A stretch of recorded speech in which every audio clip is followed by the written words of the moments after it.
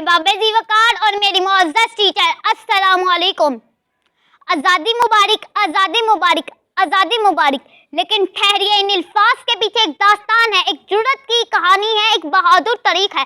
जब लाखों मुसलमानों ने अपनी जान का नजराना पेश किया, माओं ने अपने बेटे शहीद करवाए, औरतों ने अपनी इज्जतें कुर्बान की, सुहागनों ने अपने सरताज कत्ल करवाए, घर बार छोड़ा, माल लुटाया, हिजरत की, तब जाकर एक अजीम मुल्क पाकिस्तान बना और आज़ादी का नारा लगा।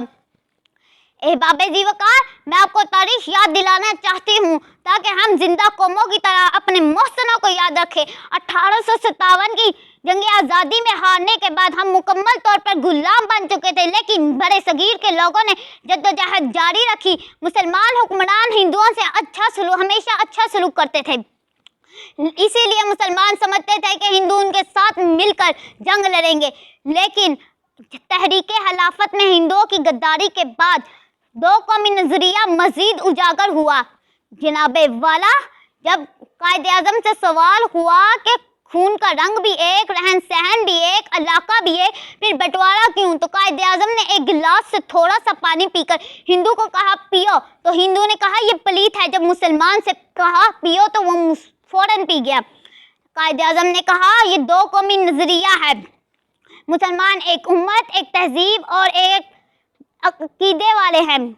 अहबाबे जी वकार, मुल्क पाकिस्तान अल्लाह की तरफ से एक नेमत है, एक रहमत है और ला इलाहा के नाम पर बना है। इसकी तह के नीचे शहीदों का लहू है। अहबाबे जी वकार, जब तक आज़ादी की किसी भी तकरीब में कायदे आज़म मोहम्मद अली जिन्नाह, अल्लामा इकबाल, बेगम शाह नवाज, लियाकत अली खान और तमाम मुजाहिदीन का जिक्र न आए तो वह तकरीब नामुकम्मल है।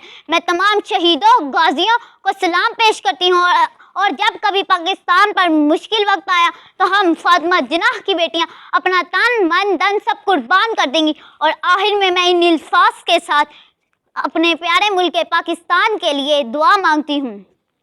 खुदा करे कि मेरी अर्ज़ पाक पर उतरे वो फसल गुल जिसे अंदेशा ज़वाल न हो। यहाँ जो फूल खिले वो खिला रहे बरसों, यहाँ हज़ा को गुजरने की भी मिजाल न हो।